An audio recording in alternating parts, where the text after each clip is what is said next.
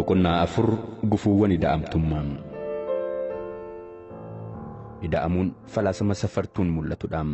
Falaasama kanaaf dhiyeenyi qabnu meetira ida'amuun kan safaramuu fi dhiheenya waliigalaa falaasamicha waliin qabnuun kan murtaa'u ta'a.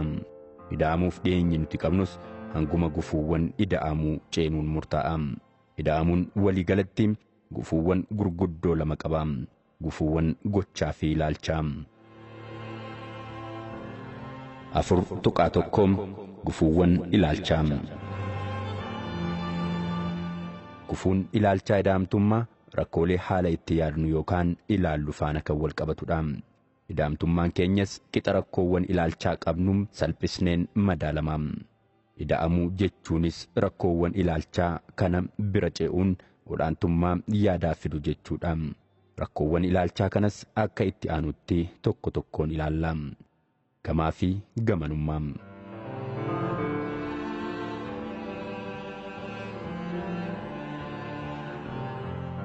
Ilaalchi gamaa fi gamanummaa yaadaa rakkoo ilaalchaa sadarkaa tokkoffaan biyya keenya keessatti mul'atudha. Wantoota hedduu irratti fiixeewwan faallaa lameen irra dhaabbatanii oloo yaa oloo waliin jechuu malee inni tokko yaada isa tokkoo dhaga'ee xiqqoo walitti siquu yaaluun hin jiru. Gamaa fi gamana dhaabatee namni walitti iyyuu hanga fedhee yoo sagalee ol kaasee iyyellee namuu maal akka jechaa jiru hin dhaga'u. Gamaa fi gamana dhaabbanne hanga feene yoo guungumne hanga feene yoo dubbanne owwaattu malee kan nu dhaga'u hin jiru. Kaayyoon keenya sagalee ofii deddeebisanii dhaga'u yoo ta'e malee owwaattuu faana haasa'uun hin barbaachisu. Owwaattuu yommuu jennu wanta jenne kan irra deebi'u kan ho'isu jechuu keenya. Wanti barbaachisaan inni gama dhaabbate sun maal akka jedhu itti siqanii dhaggeeffachuudha. Wanta inni jedhu dhaggeeffanne maal barbaaddeetu otoo jenneeni owwaattuun ala namni isa dhaggeeffatu jiraachuu isaa hubachuun rakkoo isa karaa sirriidhaan ibsachuu eegala. Itoophiyaan biyya namoota dhimmoota garaagaraa irratti yaada gamaa fi gamana dhaabbate qabaniiti. Dhimma seenaa irratti gamaa fi gamana dhaabbanne inni tokko isa biraa hubachuun haa hafuuti dhaggeeffachuufuu qophaa'aa miti. Yaada akka dhaala ofiitti fudhatanii tiksuuf dhaggeeffachuurra yaadni wal jijjiiramuu walitti makamuu fi xiinxalamuu ta'uu isaa hubatee yaada isaa gabbifachuuf namni yaalu xiqqoodha. Inni tokko abaarsa seenaa qofa inni kaan eebba seenaa qofa dhaga'uu kan barbaadu yoo ta'e waliigaluu hin dandeenyu. Beekumsa haaraa kan barbaannu yaada keenya isa duraanii nuuf jabeessuuf qofa yoo ta'e jijjiiramuu hin dandeenyu. Wanti biraa haa hafuuti badhaadhina keenyaaf daandii nuu tolu beekuufillee ilaalcha warra dhihaa fi ilaalcha biyya keessaa irrattillee fiixee lama uumneerra. Gariin beekumsi afaan faranjiitiin himamu malee fudhatama kan itti fakkaanne jira. Gariin immoo beekumsa biyya alaatii fidu akka birbadummaa biyyaa tuqsiisuu fi ilaaluun naqabaa nagadhiisaa kan jedhudha. Beekumsi qabeenya dhala namaa waloo ta'uu isaa osoo hin hubatiin dallaa beekumsa biyya keessaa qofatti daangeffamee kan umurii isaa guutuu fixu hedduudha. Biyya keenya keessatti gama siyaasaa, dinagdee, hawaasummaa fi kanneen kana fakkaataniin ilaalchonni ka'an marti amala gamaa fi gamana dhaabbachuu qabu.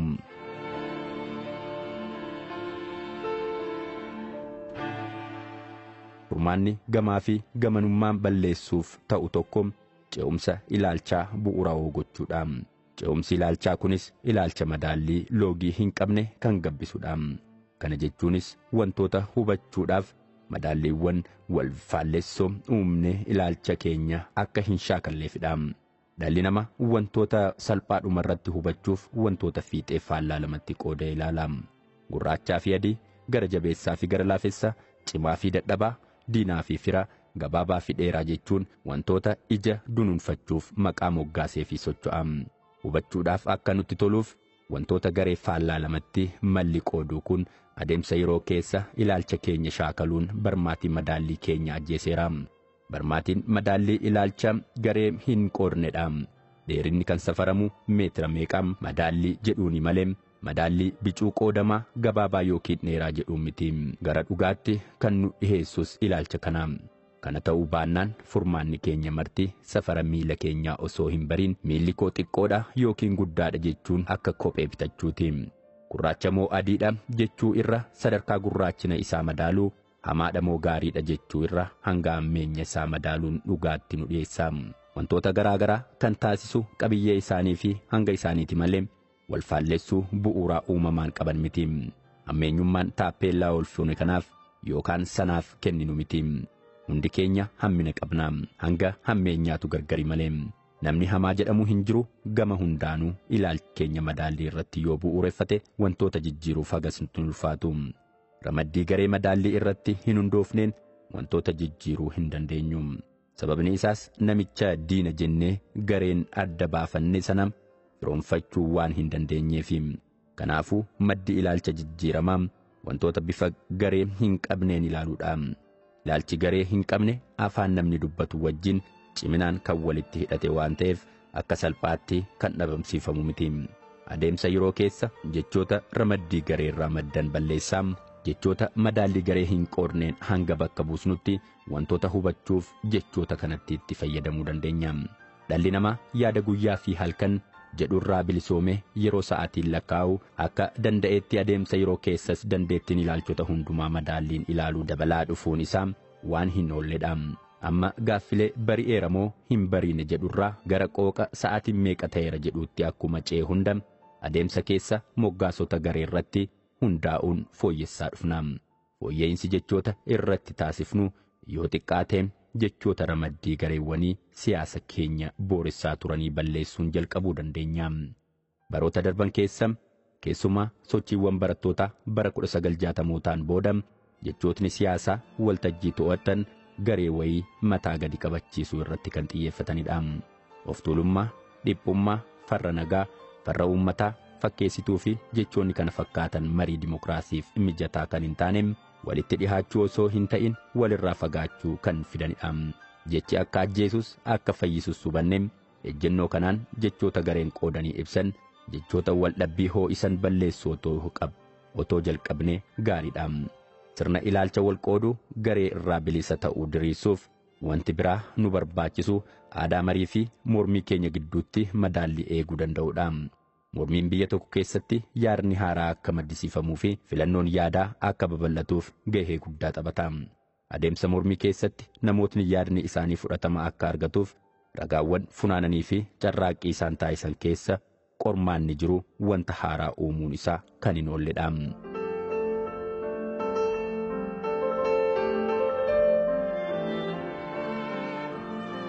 Sirni dimokiraasii paartii danummaa biyyoota hedduu keessatti keessumaa addunyaa dhihaa keessatti aadaa wal mormuu irratti kan hundaa'edha. Adeemsi isaas yaadota haaraa maddisiisuu fi madaallii yaadaa eeguuf shoora guddaa taphata. Aadaan Sooqiraaxasawaa addunyaa dhihaa muuxannoo wal mormii kanarratti kan ijaarame jedhamee amanama. Haa ta'u malee mormiin daandii qaroomaa yoo hordofuu baate furmaata fiduurra wanti inni balleessu ni jiraatu. Keessumaa biyyoota akka Itoophiyaa aadaan dimokiraasii isaanii hin guddannee fi wal faallessuu yookaan wal qocollaan hin tasgabboofnetti yaada waliigalaa akka biyyaatti qabaachuu fi dimokiraasiin luka isaatiin dhaabbatee akka adeemu taasisuuf mariin carraa waliigaluu uumaam. Dandeettiin marii wal mormuu keenya dadhabaa ta'uu isaa fi muuxannoon yaadaa haaraa maddisiisuu keenya hagana kan guddate waan hin taaneef mormiin keenya yaada maddisiisuurra gara xiiqii fi dallansuutti kan nu oofu ta'ee jira. Kunis gamaa fi gamanummaa keenya ittuu jabeessuun gara qileetti nu oofaa jira. Kanaafuu marii irratti xiyyeeffachuudhaan hojjechuun barbaachisaadha. Aadaan Konfiisheesii addunyaa bahaa aadaa marii irratti kan ijaarame jedhameetu amanama. Haa ta'u malee mariin hanga fedhe rakkoo hiikuuf daandii gaarii ta'uyyuu yaadota haaraa mormii keessaa maddan argachuuf hin fayyadu. Kanaafuu ilaalcha garee hin foonee karaa bu'a qabeessa ta'een ijaaruuf haasaa mormii fi morkiin jabaatee fi laafee fo'ametu nu barbaachisa. Kunis yaadni keenya irra fooyya'aa ta'ee jiraachuu akka danda'u hubachuun bakka banaa yaada kanaaf ta'u akka hambisnuun taasisa. Ilaalchi qabanne sirriidha jennee yaadota biraatti akka balbala keenya hin cufne taasisa. Yerootti maxxanuu. Ilaalchi biraa gufuu ida'amuu ta'ee yerootti maxxanuudha. Yerootti maxxanuun faara kaleessaa har'aa yookiin boruu qofaa irratti xiyyeeffachuudha. Ilaalcha keenya yeroof qabnu keessatti sadan isaanii keessaa isa tokko qofa filachuun yaadni keenya yeroo hundumaa yaada sana irratti qofa kan maxxanu taanaan gara dhugaa jirutti dhiyaachuuf ni rakkanna. Yerootti maxxanuun akka mata duree isaatti haalli itti gargar ta'u ni jira. Qixuma sanaan ajandaan sun waan fedhe haa ta'u yeroo filatee kan suuqamudha. Namoonni tokko tokko haasaa fi yaadni isaanii kamiyyuu kaleessatti kan maxxanudha. Inni biraa immoo wanta hundumaa kishaafee har'aatiin qofa kan ilaaludha. Warri kaan immoo waa'ee borii qofa kan dhiphatanidha. Namni kaleessa har'aa fi boruu walitti qindeessee hin ilaallee fi gabatee yeroo keessaa tokko qofa irratti maxxanee jiraatu gara dhugaatti hin dhiyaatu. Waa'ee hojiilee jabduu kaleessaa qofa odeessaa oolaa buluun har'aa fi bor akka hin hubanne nu taasisa. Haaluma wal fakkaatuun waa'ee kaleessaa kaasuun boo'aa bara keenya yoo fixne Yediraa har'aa fi borii dura akka hin dhaabanneef kaleessa keessatti akka liqinfamnee hafnu taasisa.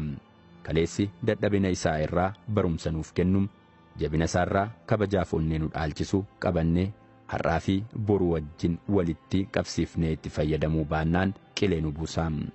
Yeroo mara ilaalcha keenya waan kaleessaa irraa waraabuuf yaaluunii fi har'a keenya gara kaleessaatti harkisuun umurii ofii wallaaluudha. Umurii gabaabduu keenya kanarraa kaleessa qofa alala guuraa jiraachuu yoo yaalleem umurii nuuf kenname kana maalsaa jiraanne. Kaleessarraa barachuu malee kaleessa jijjiiruun hin danda'amu. Furmaanni waan kaleessaa ittiin jijjiirru har'a sirreessinee hojjechuudha. Gama biraatiin har'a qofa irratti kan xiyyeeffatee fi faarri wanti waan hundumaa kishaafee har'aan qofa ilaaluun hedduu keenya biratti ni mul'ata. Dadhabina keenya har'aa irratti qofa xiyyeeffachuun hojiin kuufamee akka nurra jiru dagachuudha. Hojiin kaleessaa otoo hojjechuu qabnu hin hojjetamin hafee kuufamaa har'a ga'ee nurra jira. Rakkoo har'aa kan hiiknu hojiiwwan kuufaman saffisaan ofirraa salphisuun kanneen biroo faana karaa gabaabaa dorgomtoota ta'uu fi tooftaa dhiibbaa wal fakkaataa qabu yoo hordofnedha. Namni dhiibbaa kaleessaa jala jira. Maddi amala keenyaa, eenyummaan keenyaa fi namummaa keenya duuba keenyadha. Bulchiinsi keenya, sirni keenyaa fi hojmaatni keenya kaleessarraa wanta harkifamuu qabu. Kaleessa saccaanii beekuun dhiibbaawwan kana addaan baafachuun isa gaarii fudhachuu fi haramaa isaa buqqisuuf nu gargaara.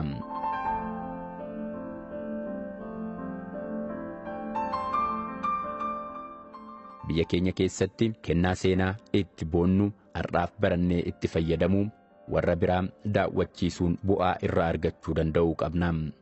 Beekumsa baroota dheeraaf gabbate aadaa bareedaa haala jireenya uumamaa waliin wal simate hariiroo waloo diddaa gabrummaa fi bilisummaaf wareegamu biyya jaalachuu fi jireenya naamusa qabu jiraachuun kan kaleessaarraa kan fudhannudha.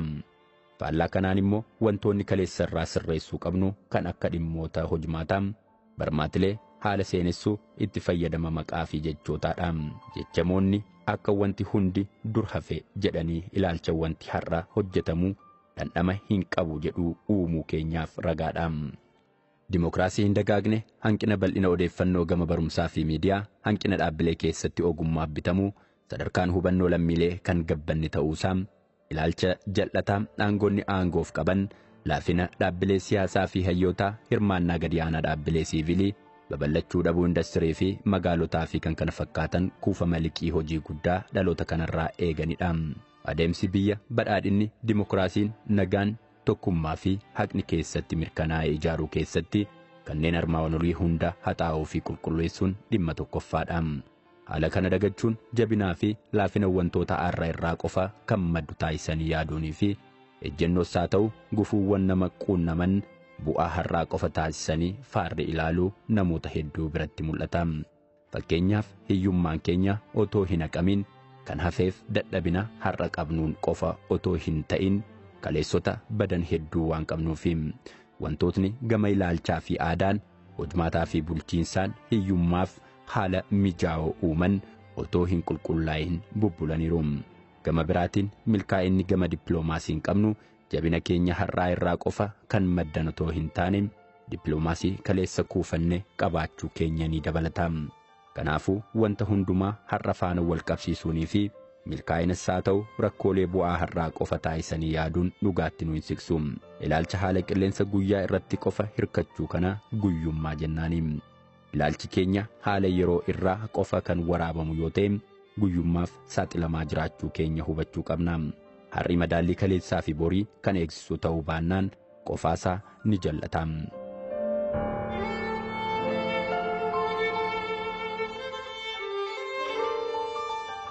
Biyya keenyatti ilaalchi dhiibbaa guddaa hin qabne boridha. Barmaatiin keenya waa'ee borii yaaduu badaa miti. Ilaalchi keenya boriif bocamu ilaalchota biroo waliin haala wal madaalaa fi wal qixa ta'een gabbachuudha qaba. Haa ta'u malee bor irratti hordamuunis rakkoo mataa isaa qaba. Jireenya kishaafaa boruun qofa ilaaluu yaaluun gama tokkoon abjuu hin qabatamne, gama biraatiin immoo abdii hin dhugoomnedha. Abdiin barbaachisaadha. Jireenya kishaafaa abdiin qofa ilaaluun garuu umrii ofiin taphachuudha. Abdiin dhugaa har'aa fi amantii kaleessaa waliin kan wal dubbisnee fi kan waliin simanne taanaan akka qumaara hamaa lubbuu ofii qabachiisanii taphachuuti. Ijoollee keenya gabatee midhaanii fi barumsaa irraa fagaatan abdii qofa sooruu hin dandeenyu. Dhimmoota hedduu hirriba nu dhoowwan abdii irratti qofa maxxanuun bira hin dabarre hedduu qabna. Gama biraatiin abdiin hin dhugoomne dhibee hamaa hunda caaluudha. Abdiin hin dhugoomne faara yerootti maxxanuu hunda caala hamaadha. Ollummaa du'aati.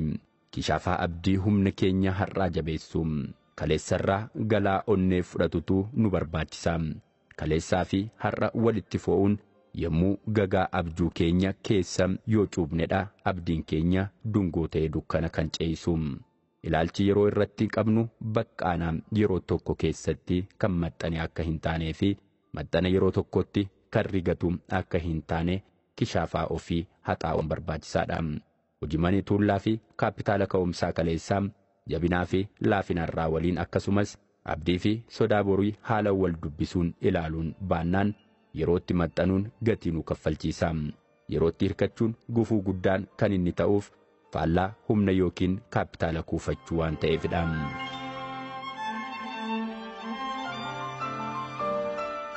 Salphistummaa. Rakkoon ilaalcha inni fakkii waliigalaa guddicha yookaan rakkoolee gaaddiddeesse salphistummaadha. Salphistummaan wantoota kutaa qaama isaa fi akka waliigalaatti walxaxummaa isaanii waliin hubachuuf yaaluurra wantoota daandii salphaa ta'een hubachuuf yaaluudha. Salphistummaan bifa hedduutiin ibsamuu danda'a. Haa ta'u malee yaaliin salphistummaa kamiyyuu wantoota irratti ilaalcha bicuu qabaachuun kan goolabamuudha.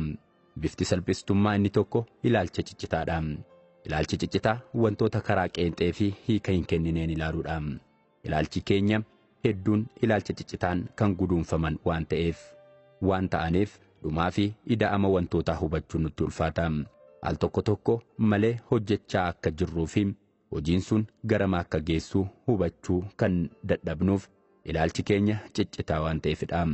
Hojiin amma hojjennu hojii booda hojjennu faana walitti dhiyeenya inni qabu otoo hin beekin hojjennaan gara galma ga'uu barbaadne sanatti geessuu hin danda'u. Gochoota keenya gidduu walitti hidhannoon sababaa fi bu'aa jiraachuu beekuu qabna.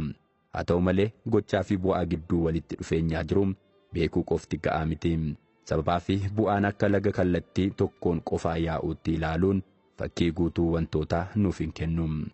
Icciitii duubatti hafummaa fi adeemsa kurkuruu biyya keenya sirriitti hubachuuf faana biyyattii tokkoon isaa gidduu walitti dhufiinsi akka jirbiitti fo'amee jiraachuu isaa hubachuun barbaachisaadha. Kufiinsi gama barumsaatiin nu quunnamu fayyaa irratti, qonna irratti, industirii irratti, seektaroota biroo irrattis dhiibbaa waan godhuuf sirna waliigalaa biyyattii gaaga'a.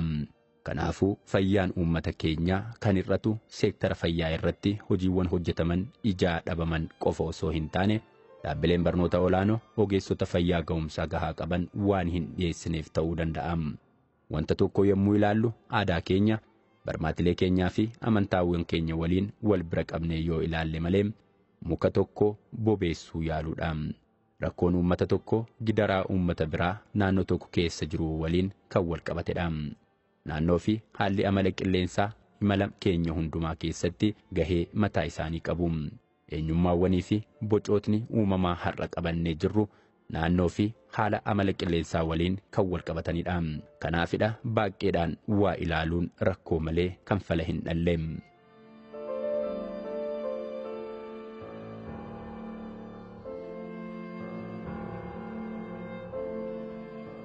Araddaaleen hundumtuu sansalata sababaa fi bu'aan walitti xaxamuu ta'uu isaaniitiin xaxaa sana haalaan hubachuu fi sirna waliigalaa isaa irratti fakkii waliigalaa qabaachuun barbaachisaadha.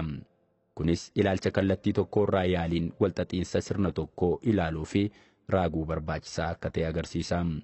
Dhimmi walxaxiinsa yookiin duraa duuba sirnaa hubachuu kun dhimma cimaa kan inni ta'u duubatti hafummaa bifa baay'ee qabu kana keessaa bahuuf tooftaawwan nu fayyadan adda baafachuuf waan nu fayyaduufidha.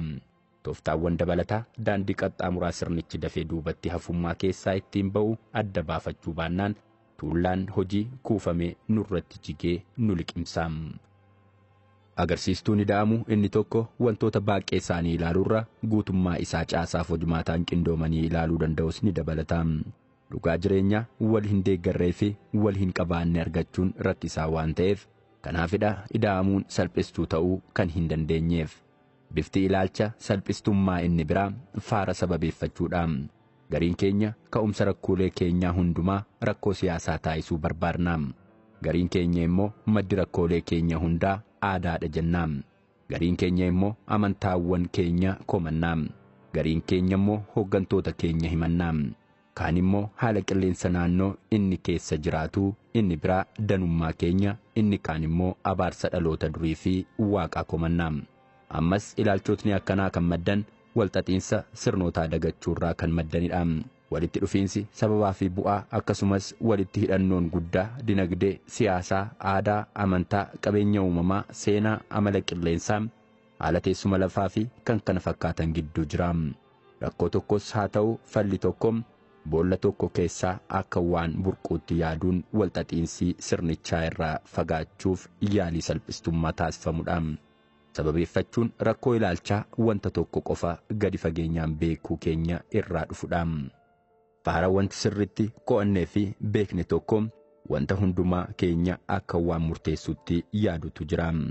Siyaasa qofa sirritti namni qo'achaa jiraate tokko siyaasa murteessaa waan hundumaa taasisee fudhachuun sababeeffatummaa siyaasaa horachuu danda'a. Dinagdee qofa namni qo'achaa jiraate immoo sababeeffatummaa dinagdee horata. Fakkeenya guddaa sababeeffatummaa dinagdee kan nuuf ta'uu danda'u bu'aa barmaatii maarkisistii kan ta'ee fi ilaalcha gitaarratti qofa xiyyeeffannaa taasisuun wantoota biraa uumama hawaasummaaf bu'uura ta'an dagatudha. Akka aadaa maarkisistiitti barmaatii salphistummaa uumama hawaasummaa gitaa fi sirna oomishaa qofaan cafaqanii xiinxaluutu jira. Haa ta'u malee jireenyi dhala namaa hariiroo oomisha qofaan kan daanga'e miti. Haa ta'u malee jireenyi dhala namaa hariiroo oomishaa qofaan kan daanga'e miti.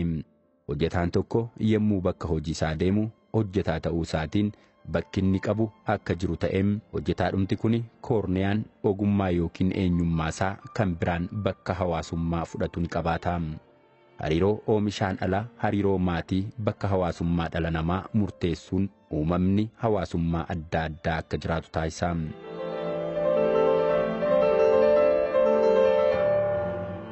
Ilaalchi salphistummaa sababeeffatummaa dinagdee qabee hin gadhiisne jedhu garuu caasaa olaanaa biyya tokkoo sirna, seera, aadaa fi siyaasaa of keessatti qabatu jijjiirama hariiroo oomishaa giddugalaan qofa ceesisuufi.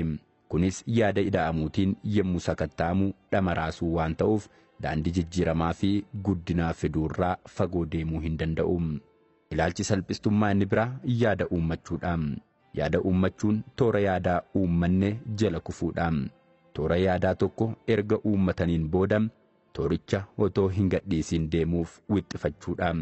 Yaada uummachuun sarara kallattii ilaalcha siyaasaa keenyaa sirreeffachuuf kan nu tajaajilu ta'uyyuu gama biraatiin ilaalcha haala dubbisu nu barbaachisa. Ilaalchi haala dubbisu sarara yaadaa uummachuun cinaatti haala wantootni keessa jiran irraa ka'uun ilaalcha imala karoorfachuudha. Rakkoo walxaxaa keessa dhidhimnee jirruuf fala kan nu ta'u ilaalcha siyaawaa kanadha. Yaada uummachuun nama dhiilbessa. Dagataa nama godha. Ilaalcha salphistummaa jireenya gara sarara tokkootti sassaabee ilaaluudha. Ilaalchi haala dubbisu imala keenya sakattaa sirreessuuf nu tajaajilu nu barbaachisa. Ogummaa tuffachuun. Nuti lammiileen Itoophiyaa haalli hojii fi ogummaa itti ilaallu wal faallessuun kan guutamedha. Maddi hiyyummaa keenya teeknikaan gadi aanuu keenyaa fi Oomishtummaan quucaruu keenya ilaalcha wal faallessaa ogummaa fi hojii irratti qabnudha. Makmaaksota waa'ee gaarummaa hojii irratti makmaakaman mara tarreessinuyyuu yommuu qabatamaan gara ogummaatti dhufnu kan kabajnu irraa kan tuffannutu caala. Seenaa bara dheeraa keessatti namoota hojjetaniif bakki kennamu kabaja irra tuffiin kan guutamedha. Ogeessa harkaan tumtuu kan qoricha qopheessuun mortuu jechuunii fi ogeessota biraatiifis maqaawwan hamilee isaanii tuqanitti moggaasaa hojii fi ogummaan akka jibbaman taasisaa turre. Seenaa keenya keessatti ilaalchi nuti ogummaaf qabnu hojii hojjetaa caalchisuu, ogummaa ogeessaa gadi taasisuu fi rakkoo bu'aa deemsa irraa adda baasanii ilaaluudha. Ogeessa tuffatanii bu'aa harka isaa fudhachuun, hojjetaa tuffatanii bu'aa hojii isaa jajuun akka hawaasaatti adeemsi fooyya'uu keenya akka gufatu hudhaa taasisedha. Ogeessi tokko wanti inni hojjete masaraa mootummaatti hanga dhaabbilee amantaatti, hawaasa idilee irraa hanga mootiitti ittiin faayamu, itti dhugum, itti nyaatum, irra rafum, ittiin sirbama, ittiin qaddafama, ittiinis qotama. Ogeessichi garuu maqaa qaanii moggaafamee fi tuffatama. Hawaasa biraa waliin akka gaa'ila hin godhanne taasifama. Mandarri isaa qofaa akka ta'u taasifamee loogiin irratti raawwatama. Adeemsa kana keessaas ogeessotni ogummaa isaanii icciitii taasisuun ollaa isaanii faafuu ijoollee isaanii illee otoo hin barsiisin ogummaa isaanii waliin akka awwaalaman taasifameera. Kanaafuu akka hawaasaatti ida'amuu keessaa eebba argamu akka hin arganne taasiseera. Ogeessa tuffatanii bu'aa ogummaa isaa barbaaduun adeemsa industirii biyyatti ajjeeseera. Aksumii fi Laalibalaan akkasumatti hin ijaaramne. Ogummaa harkaa baay'ee cimaa ta'e dura akka qabnu agarsiisa. Garuu sidaawwanii fi gamoowwan yemmuu arginu, hambaawwan keenya durii yemmuu ilaallu ogummaa fi beekumsa hojii mukaa, sibiila, warqee, dhagaa fi albuudota biraa baasuu fi itti fayyadamuu akka qabnu kan mul'isudha. Kun hundi har'a eessa dhaqereem? Aadaan keenya badaa hojjeticha gatanii hojii isaa rarraafatanii deemu harka duudhaalee aartii sana boceef galata kennuu irraa al tokkoom ergamoota waaqaatu bocee yeroo kaan immoo namoota biyya alaatu hojjete yemmuu jennu mul'achuun kan baramedha.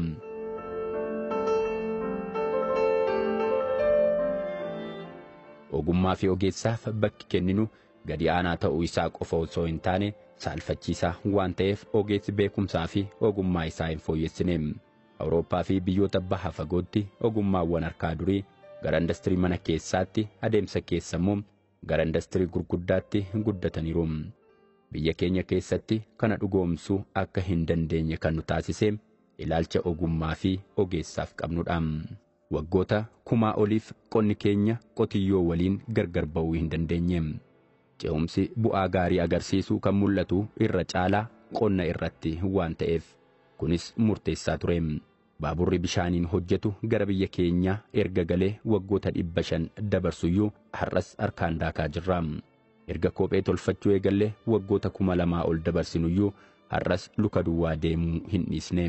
Dhagaa bocuun gamoo erga hojjennee waggoota 2000 ol lakkoofsisnullee har'a rakkoo mana jireenyaa keenya hiikuu hin dandeenye. Gaarii yookiin saragallaa harbaan harkifamuu erga tolchine waggoota 1000 ol haa lakkoofsisnu malee konkolaataa hojjechuu hin dandeenye. Ogeessota tuffachuun hawaasa boodatti hafaa biratti dhiibbaa inni geessu olaanaadha. Ogeessi yemmuu tuffatamu innis yemmuu ogummaa isaa dhiisu kabajaan guddachuu fi ce'uu dadhabna. Qotiyyoon qotuu irraa gara tiraaktaraan qotuutti yemmuu ce'uu qabu har'a wanti biraa hafee nama maarshaa tolfachuuf argachuufu kiloomeetira hedduu deemuu nama gaafata. Hawaasni kamiyyuu ogummaa tuffatamuu fudhatee itti fufuu hin barbaadu. Kunis oolee bulee ce'umsa teeknoolojii qucarseera. Ilaalchii fi gochi boodatti hafaa kun yeroo ammaa kana imaammataan kan hin deeggaramnee fi hawaasni hedduus kan hin deeggarre ta'ullee akka barmaatii hawaasaa kamiittuu al tokkoon jijjiiruun hin yaadamu. Ammas ta'u namoota enterpiraayizii fi maayikiroo xiqqaan ijaaramanii hojjetan qeequun warra dhagaa koobilii hafan tuffachuu fi daldalaan hundi akka nama saamuutti faarri fudhachuu hawaasicha biratti bal'inaan mul'ata. Yaada ida'amuutiin milkaa'inni fi guddinni biyyaa qindoominaa fi guddina saffisaa ogummootaatiin ala ta'uu hin danda'u. Qaroominaa fi bu'aa barbaadnu kan arginu yoo ogeessi ogummaa isaa waliin ogummaan inni tokko ogummaa biraa waliin akkasumas bu'aan ogummaa fayyadamtoota bu'aa ogummaa sanaa waliin walitti hidhamanii fi qindaa'anidha. Ogummaa salphisuu keessa of salphisuu fi biyya salphisuutu jira. Kan ida'amnu hojii keenyaa fi kennaa addaa qabnuun hojjennee bu'aa addaa hawaasa keenyaaf yeroon buusnudha.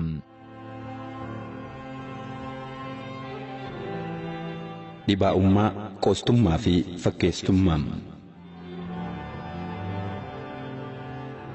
Yaada jijjiiramaa adeemsi ittiin simannu gufuuwwan armaan olii sadan keessaa gufuu tokko kan qabatedha. Inni jalqabaa dhibaa'ummaa yommuu ta'u, kunis yaada jijjiiramaa kamiyyuu fudhachuu dhiisuuf sababa tarreessuu fi yaada jijjiiramaa liqimsuu dadhabuudha. Inni lammaffaa immoo qoostummaa yommuu ta'u, kunis yaadota jijjiiramaa gurguddoo hunda qoosaa fi oduuf oolchuun dubbii ijoo isaa irraa qoosaan isaa akka baay'atu gochuudha. Wantoota ija garaan ilaalanii madaaluurraa dubbicha irratti qoosaa uumanii bira darbuudha. Qoostummaan karaa baay'ee dhibaa'ummaa wajjin kan wal qabate yookiin immoo bu'aa dhibaa'ummaati.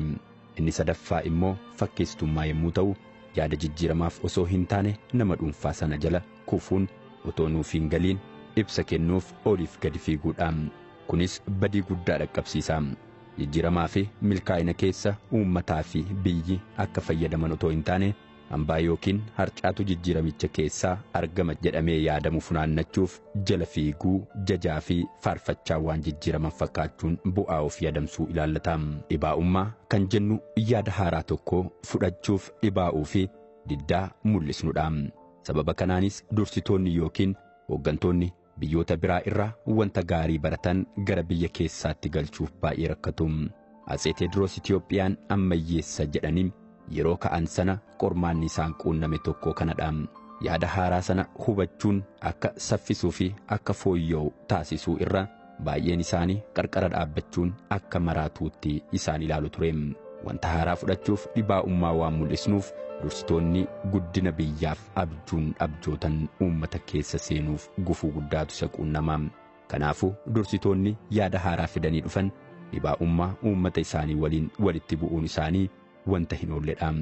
Ga'umsi dursaa ta'uu kan barbaachisu yeroo akkanaati. Hooggantoonni abjuuwwan isaanii raawwachiisuuf uummata waliin waldhaansoo keessa gaafa seenan dursitoota ta'uu isaanii hafee bittoota ta'u. Yaada haaraa dirqamaan otoo hin ta'in malaan humnaan otoo hin taane amansiisuunii fi fakkeenya gaarii ta'uun yoo raawwachiisan garuu dursitoota ta'u jechuudha.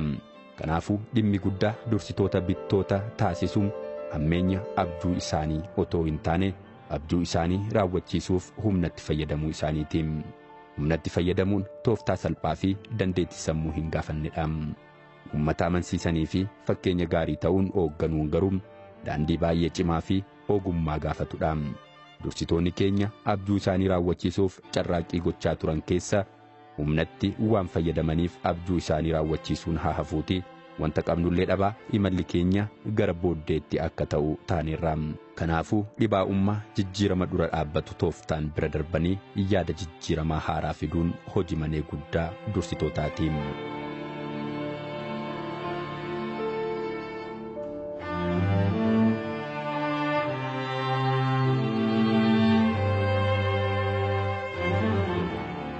Gama biraatiin qoostummaan yaadota ijoo ta'an mara gara qoosaatti jijjiiruun yaadotni sun gatii isaan barbaachisu akka hin arganne taasisuudha.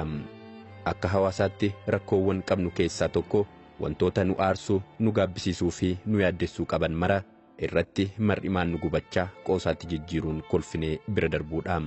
Adeemsa keessa hammina rakkoo nurra dhaqqabee otoo hin taane qoosaa ebeluun qoosee ol kaa'aa rakkoo nu quunname irraa fala otoo hin ta'in qoosaa uumaa bira darbinaa. Namni yaada haaraa kaase tokko yaada isaa qoosaa fi olola irraa eeguutu irraa eegama. Kana ta'uu baannaan garuu yaadni inni waan gaariif kaasee waan qoosaaf ta'ee qisaasee hafa. Qoosaan hacuuccaa dandamachuuf kan nama gargaaruudha. Uummattootni cunqursaa jala jiraatan hedduun dhukkubbii cunqursaan sun irraan gahuu kan dandamatanii fi jireenya isaanii kan itti fufsiisan qoosaan of mooksaati. Kanaafuu qoosaan namootni haalaan qabsaa'anii cunqursaa akka hin mo'anneef yeroof wanta isaan mooksuuf dhukkuba isaanii fayyisuu irra yeroo dhukkubbii isaaniitti dhaga'amurra hafuura galfachuuf isaan tajaajila. Sababa kanaanis cunqursaa itti fufsiisuu keessatti gaheedha qaba. Lammiileen Itoophiyaa yeroo dheeraaf cunqursaa keessa jiraachuu isaaniirraa kan ka'e tooftaa qoosaa dhukkubbii cunqursaan isaanirraan gahu ittiin dandamatan horatanii jiru. Dhugaatti qoosaan dhukkubbii cunqursaa irraa hafuura galfachuuf qofa osoo hin taane dhugaa gadhaawaa jiru malaan bittoota dhageessuufis ni fayyada. Haa ta'u malee yaada qoosaan araaramee dhiyaate fudhachuun bittootni furmaata itti kennan meeqa keessaa tokko walumaa galatti qoosaan yemmuu dhimma tokkoon tokkoosaa keessa seenuu jalqabuu fi daangaa yaada cimaa waliin adda isa baasuu darbuu eegalu cunqursaas haa ta'u dogoggora kamiyyuu sirreessuuf carraa nama dhoowwata. Yaadota gurguddoos ni quucarsa. Barmaatiin qoostummaa guddina yaada namaa ajjeesaa jiraate namootni yaalanii dogoggoruu fi wanta haaraa jalqabuu ni sodaatu. Nutti kolfamaa kan qoosaa fi kan kolfaa taanee ni qaanofna. Biyyi nutti mammaaka jedhanii sodaatu.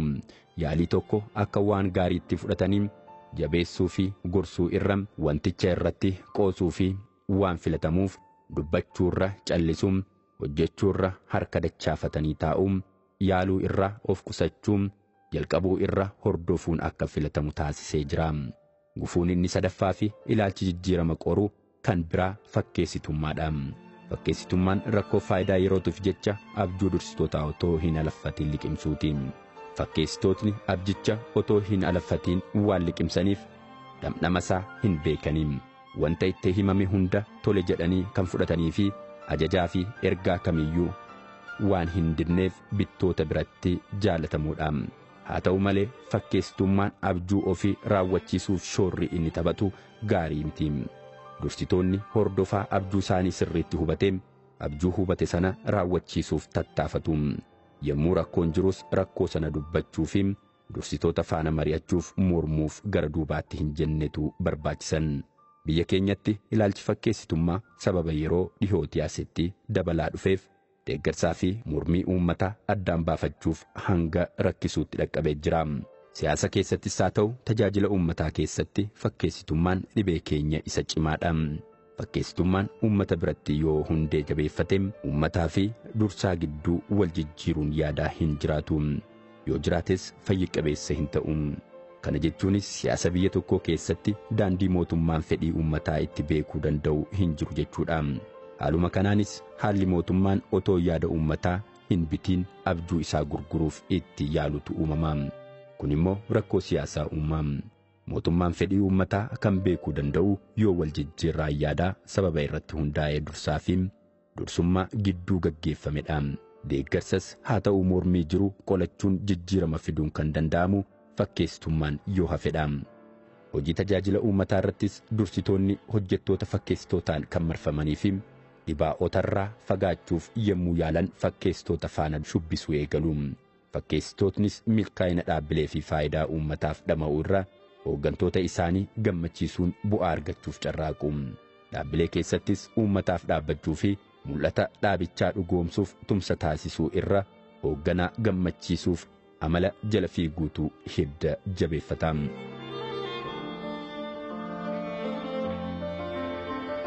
Dursitoonni dhibaa'ota qoostotaa fi fakkeessitoota gara namoota sababaatti amananitti yoo jijjiiruu danda'an qofa dursummaan kan turuu danda'an. Kun ta'uu baannaan garuu dursummaa isaanii dhiisanii bittummaatti jijjiiramaa jiru jechuudha. Kana jechuun garuu dhibaa'ummaa fi fakkeessitummaan rakkoo uummataa yookiin rakkoo durfamichaa qofa osoo hin taane dursitoota birattis rakkoo mul'atudha.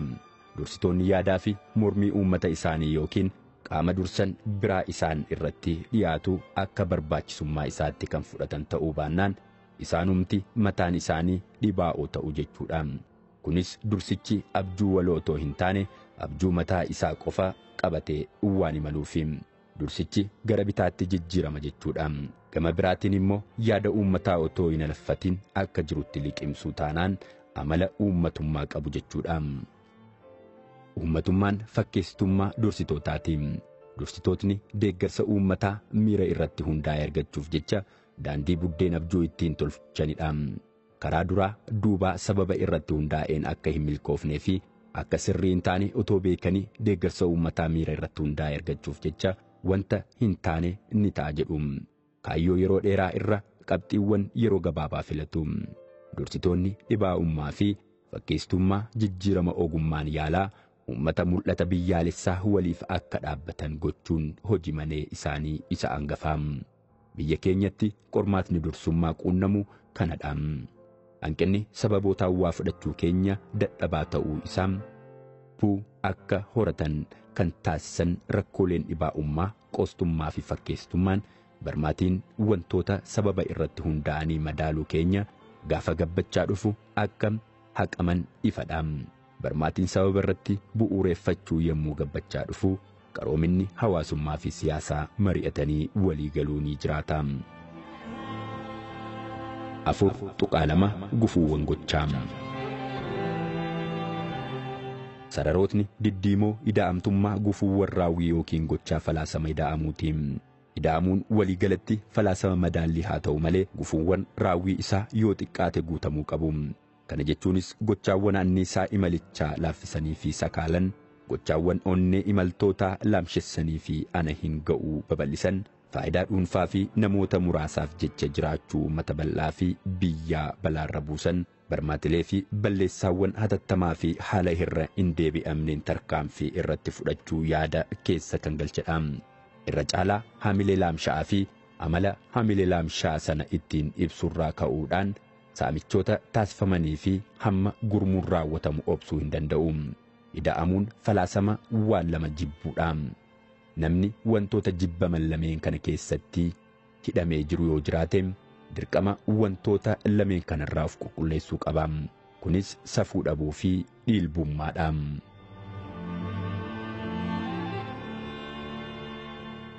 Safuu dhabdummaa.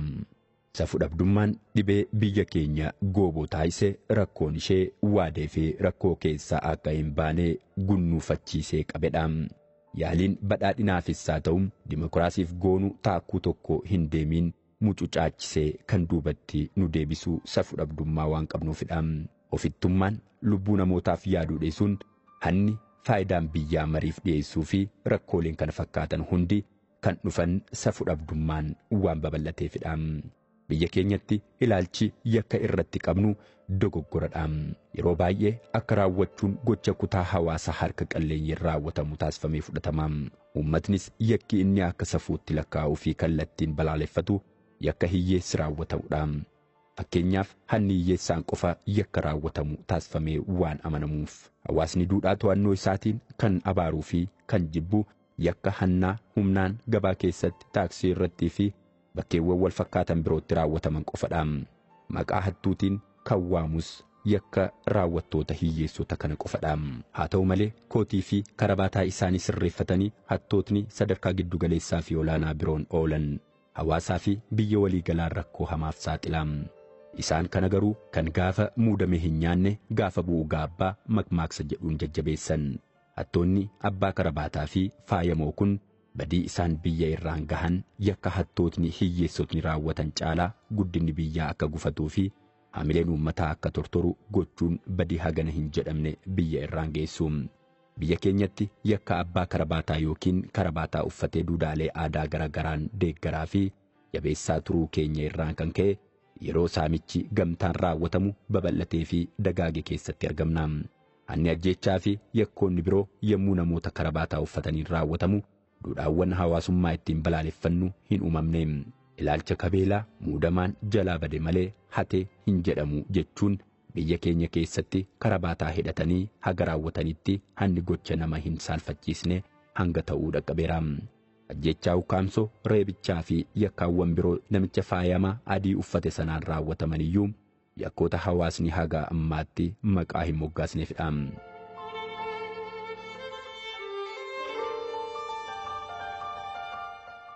Waggoottan kurnan darbaniif hanna gurmaa'anii raawwatamuu irratti qabsaa'uuf carraaqqiin cimaa godhamiyyuu carraaqqichi bu'a qabeessa hin turre.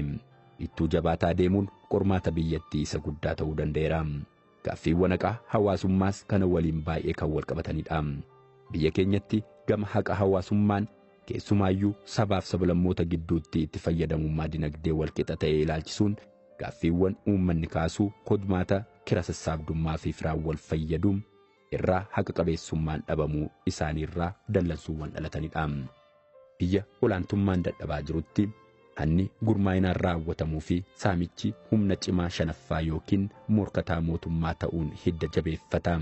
Kun akka uumamuufis dhaabbileen quunnamtii yookiin miidiyaa damee mootummaa afraffaa jedhaman rafuun isaanii fi ulullee sagalee hin qabne ta'uun isaanii ka'umsaa fi mallattoo mootummaa dadhabaati jechuun ni danda'ama. Seerotni, heeronnii fi imaammatnoonni biyya tokkos hanna babal'isuufis haa ta'u dhaabuuf gahee olaanaa qabu. Seerri, heerrii fi imaammatni kan tumsa taasisuuf yoo ta'e lammiilee yemmuu hattootaa fi saamtotaan miidhaan irra ga'u abbaan isaan miidhe sana falmachuuf hattoota dura dhaabbachuuf ni ka'u. Mormiinis ni mo'ata. Warri kaanis isaan ilaaluun gara fuulleetti dhufu.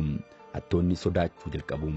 Humni badii kun akka latuu fi booda irras akka babal'atuuf kan isa gargaaru inni guddaan ilaalcha dhuunfaa keenyaa fi aadaa waloo keenyaa. Hatanii guddachuu aadaa balaaleffanne keessatti, saamanii duroomuu hawaasa hin jibbine keessatti hannaa fi saamicha irratti qabsaa'u rakkisaadha. Namni gaala hatee gugguufee deemuurra gaala hate sana yaabbatee dibbee rukuchiifatee sirbaa deemuu aadaa fi biyya dandeessisu uumne jirra. Kan yeroo muudame hin nyaanne yeroo bu'u gaabbaa makmaaksi balaafamaan jedhu hunda keenya kan boochisu ta'eera. Muudamaan aangoo isaatti fayyadamuun hanna raawwate akka nama adamoo deemee milkii gaariin deebi'etti fardaan garmaamuuf omtuu isaa nafne. Aadaa sodaachisaa hattuun ija mukeen kiisii yookiin giphii keenyaa fi laphee keenya itti gogsuun keessa jiraachuu erga jalqabnee turre. Hannaa fi saamicha gurmaa'inaan raawwatamu ilaalchisuun aadaa, qooqnii fi ilaalchi keenya jijjiiramuu qaba. Kun ta'uu baannaan guddinni keenya akka quucareetti, haqi keenya akka fashalaa'etti, dinagdeen keenya akka dadhabeetti jiraachuun keenya itti fufa. Biyya hannii fi saamichi gurmaa'inaa keessatti babal'ate keessatti furtuu guddinaa kan ta'e dorgommiin haqa irratti hundaa'e ni dadhaba. Warri kaanis humnii fi carraan dorgommii moo'uun isaanii haphatee bada.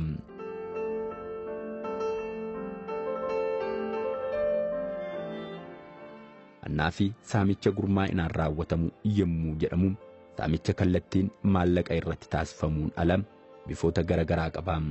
Yakkamaa gadi dhiisanii nama qulqulluu hidhuun hanni haqa irratti raawwatamu jira. Karaa seeraan ala namootni akka muudaman, akka fayyadaman, akka guddina argatan, akka buufatan taasisuun dhugaa fi amantaa saamuun jira. Hanni gurmaa'inaan raawwatamu gaafa babal'atu inni hojjetu hiyyoomee inni taa'uu sooroma. Barataa dadhabaan darbee barataa cimaa kufa. Addunyaa seeraa keessatti immoo yakka kan hojjete hiikamee qulqulluun hidhama. Gabaa keessatti mi'i barbaachisaa gatii gadi aanaan dhiibamee akka gurguramu taasifamee inni qulqullina hin qabne gatii ol ka'aan akka gurguramu taasifama. Hannii fi saamichi gurmaa'inaan raawwatamu qabeenya keenya barbadeessuu irra darbee maqaa nu balleessaa, kabaja keenya xiqqeessaa. Babal'achuun sirna kanaa lammiileen amantaa isaan mootummaa irratti qaban akka gadi bu'u taasisaa. Namootaaf namoota gidduu, dhaabaa fi dhaaba gidduu, hawaasaa fi hawaasa gidduu wal amantummaan jiru ni balleessaa. Hunda caalaa lammiileen koobummaaf saaxilamu. Hariiroo hawaasichaa fi haala jireenya isaa irratti amantaa waan dhabanii fi raafamuun madaallii dinagdee baay'ee waan dabaluuf abdii kutatu. Fedhii isaan hojjetanii jijjiiramuuf qaban ni laamsha'a. Qophaa'ummaa fi raafamni madaallii dinagdee amala uumamaa guddina dinagdee waliin wal qabatanii dhufan ta'uun isaanii kan eeggame ta'ee sirni saamicha gurmaa'inaa irratti bu'uureffate garuu miira qophaa'ummaa akka dabalu taasisuun miira abbaa biyyummaa lammiilee ajjeesuun biyya rakkoo guddaaf saaxilaa. Ka'umsi sirna farra dhugaa fi guddinaa ta'e kanaa hedduu waan ta'aniif humna inni qabu laaffisuudhaan diiguun furtuu hiyyummaa mo'achuu akka ta'e hubachuun barbaachisaadha. Sadarkaa barumsaa fi beekumsa hawaasaa guddisuunis murteessaadha. Hawaasni barate hawaasa hin baranne caalaa balaa hanni irraan ga'u sirriitti beeka. Hattoota irratti ni qabsaa. Dhaabbilee mootummaa fi hawaasummaa jabeessuu jechuun dallaa amansiisaan qe'ee ofii eeggachuu jechuudha. Iftoominaa fi itti gaafatamummaa mirkaneessuun akka seeraa fi poolisiitti hanna ittisaa. Lameenuu kan biqilan garuu dachee safuu irratti yoo facaafamanidha.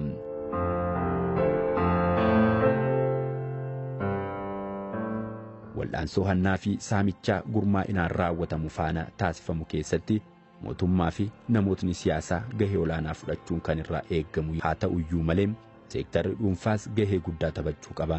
Waldaawwan siivilii, abbootiin amantaa, jaarsoliin biyyaa, namootni beekamoon farra guddinaa wanta ta'e kana waraanuuf jabinaan hojjechuu fi bu'aa hojii isaanii kanas uummatatti agarsiisuun isaanii irraa eeggama. Addunyaa biraatti akka barametti dhaabbileen miidiyaa of jabeessanii argamuun saamicha olaanaa saaxiluun sochii jabaa gochuun humna falmataa mootummaan morkatu ta'uu isaanii agarsiisuu qabu. Safu dhabdummaa irraa gara safu qabeessummaatti of jijjiiruu qabu. Dhibeen safu dhabdummaa kun adeemsa ijaarsa aadaa dimokiraasii fi guddina biyyaa keessatti dhiibbaa hamaa kan qabuu fi akka kaansarii cimaatti kan lakkaa'amu waan ta'eef jala isaatii buqqisanii balleessuuf ka'uun ejjennoo addaa falaasama ida'amuu godhamee fudhatamuu qaba. Kun dhugoomuu kan danda'u uumamaan kan badhaafamne murtii haqaa, murtee madaalawaa aadaa fi duudhaa keenya waliin wal simate gara laafummaa fi bilisummaa jaalachuu keenya barumsaa fi gochaan gabbisuu fi qaruun gadi deebitummaa fi murtee jallisuu irraa yoo of eegne qofadha. Hawaasni qulqullummaa fi bilisummaa garaa akka ejjennoo guddaatti yoo qabachuu baate wanta kamiyyuu bu'a qabeessa taasisuun rakkisaadha. Hawaasni guddinaa fi qaroomina galmeessan seera isaanii, tooftaa jireenya isaanii fi daandii bulchiinsa isaanii kan hordofaniif olaantummaa safu qabeessummaaf qaban irratti hundaa'uudhaani. Kun ta'uu isaatiinis lammiilee si'aawu ana maaltu na dhibe jechuun waa bira hin darbine bakka hundatti argachuu ni danda'ama.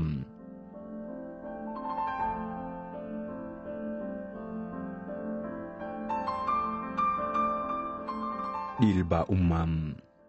Dhilbaa'e jechi jedhu hammeenya, jal'ina, xiyyeeffannaa dhoowwachuu diduu, beekaa rafuu, nuffuu kan ibsudha. Dhilbaa'ummaa yemmuu jennus hamtummaa, jal'ummaa, nuffuu jechuudha. Dhilbaa'ummaan jecha dhibee amala keessoo amaloota ibsaman akkasii walitti qabee kan ibsudha. Falaasama ida'amuu keessatti safu dhabdummaatti aansuun amalli baduu qabuu fi akka sarara diimaatti ilaalamuu dhilbaa'ummaadha. Mammaaksaanuu mataan yoo dhilbaa'ee dhadhaa hin waraanuu jedhama. Dhilbaa'ummaan barmaatii badaa wantam karoorfame hunda dhabamsiisu, wuxineewwan keenya hunda fashaleessu, galma ga'uuf yaadne hunda dukkaneessuu fi kan fuulduratti yaadne boodatti kan harkisudha. Namni dhilbaa'an mul'ata barbaade argachuus haa ta'u baachuuf humna isa dandeessisuu hin qabu. Biyyi keenya dhilbaa'ota baattee kan tirattuu otoo hin taane ciccimoota qabattee kan guluftu ta'uu qabdi. Bifa kamiiniyyuu eelaa badii kana baannee gara ida'amuutti imaluu hin dandeenyu. Baduun isaa dukkana olaantummaa akkuma gonfachiisu hunda dhilbaa'ummaan hojii, bu'aa hojii fi bu'aan sun waliigalatti faayidaa inni argamsiisu ilaaluu dadhabuudha. Wanta hunda ofiif of bira qabanii madaaluun anaan maaltu na dhibe, anaan nan ilaallatu, maaltu na dhamaase, abbaan fedhee kan nyaatuuf maaltu na jarjarse jechuun waan gaarii hojjechuu irraa of ittisuudha. Dhaabni siyaasaa yookaan daldalaa kamiyyuu haa ta'u milkaa'inaaf wantoota bu'uura ta'an sadii isa barbaachisaa. Isaanis humna namaa, hojmaataa fi ijaarsa akkasumas hojii sana hojjechuuf meeshaalee barbaachisanidha. Hunda caalammoo hojicha saffisaa fi qulqullinaan hojjechuuf humna namaa ga'aa, beekumsa, dandeettii, ilaalchaa fi ogummaa kan mariif dhiyaatu miti. Gamaagamni aadaa hojii biyya keenyaa akka mul'isutti amalli dhilbaa'ummaa hojjettoota qofa irratti otoo hin taane hooggantoota birattis hidda jabeeffachaa erga dhufee bubbuleera. Wanta kamiifiyyuu na'uu dhiisuun, gaaffii uummataaf gurra kennuu dhabuun, rakkoo faana walitti madaqanii muguun faara hawaasummaa erga ta'ee tureera. Pirojektiin tokko baasii karoorfameef caalaa harka 10 baasisee yeroo xumuramuuf karoorfameef irraa harka 3 boodatti hafee otoo hin xumuramin yemmuu hafu itti gaafatamaan pirojektii sanaa miira yakkaan gaaburra ofitti aantummaa olaanaan gaazexeessitoota fuula duratti dhihaachuun sadarkaa kana irraan gahuuf hojii kutannoo guutame meeqa akka hojjete lallabaa. Karoora waggaa karoorfate keessaa 5% qofa aangawaan raawwate. Sababoota akka darsa haadha kootiituu na gufachiise jedhanii yemmuu tarreessuu hin saalfatu. Durdur gowwaan yoo saalfachuu baate firri gowwaan saalfataa jedhama ture. Har'a garuu qabeenya uummataa kan balleessee fi kan dhangalaasee itti gaafatamummaa kennameef sana kan hin baane qabeenyaa fi yeroo uummataatti kan qoose akka waan nama boonsuutti fudhatamaa jira. Itti gaafatamummaa dhiilbaa'ummaan ba'uu dadhabe safuu dhabdummaan yommuu ittiin lallabu kan saalfatu hin jiru. Aadaan kun tarkaanfiiwwan firii qabeessa darbee mul'achaa turan danquun akka uummataa fi akka biyyaatti badiinni geesse akka salphaatti bira darbuun kan danda'amu miti. Aadaan hojii bu'aa hin qabnee fi hamileen laamsha'an akka biyyaatti barmaatii hamaa qileetti nu darbata.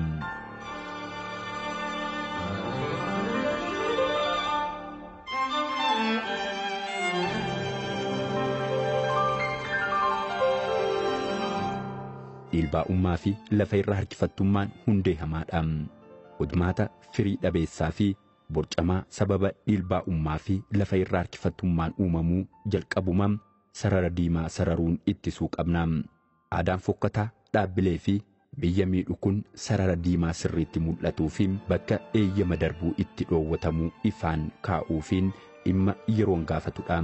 Sababni isaas dhiilbaa'ummaa irrattii fi dhiilbaa'ummaa waliin wanti sororoo fi firii qabeessa ta'e kamiyyuu yoo walitti hidhamee oolee bulee faalamuun isaa waan hin oolleefidha.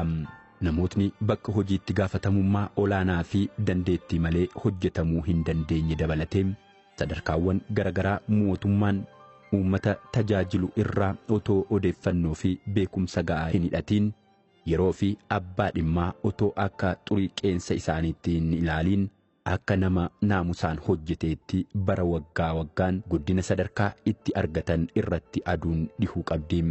Ida'amuun jabaatanii hojjechuun beekumsaa fi dandeettiin fooyyessuun bu'aa fi caalummaan madaalamuu gaafata. Dhaabbilee mootummaas haa ta'an dhaabbileen siyaasaa gumbii namoota filannoo dhabanii fi gahumsa hin qabne itti kuusan ta'uun isaanii ga'uu qaba. Namootni tajaajila hawaasaa ta'an amala isaaniin amanamoo haamileen kan ijaaraman dandeettii fi beekumsa isaaniitiin immoo dorgommii kan caalmaa mul'isan ta'uu isaanii qofaan hojii irra turuu qabu.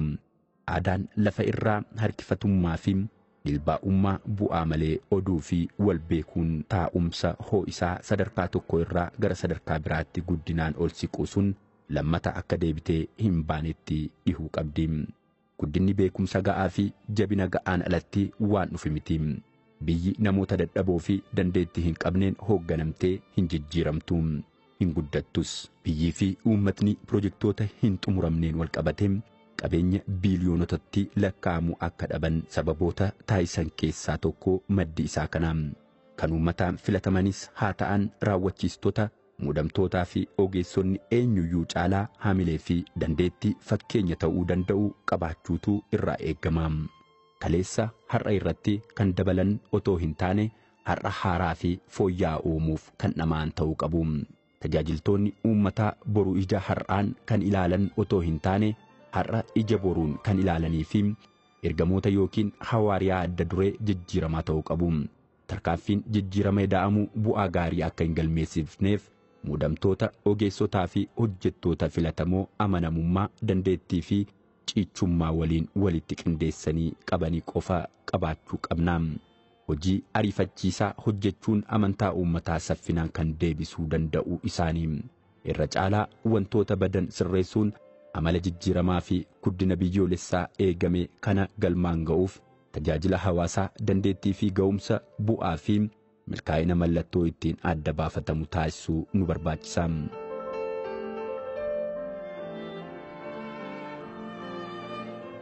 Ida'amuun safuu dhabdummaa fi dhiilbaa'ummaa baay'ee waan jibbuuf dhimmoota kana irratti mariif hin dhiyaatu. Ida'amtoonni hundi xuriiwwan kana akka ofirraa miiccantu barbaadama. Ida'amtoonni uumamni dhala namaaf qabeenyota kennite dhugaa haqaa fi kabaja bu'uureffachuun badhaadhina dhufuu kan barbaadanidha. Hunda caalaa qabeenyi guddaa ida'amuu ciichummaa keessa ofiitii madde kan addaan hin citnee fi of agarsiisuuf kan hin taanedha.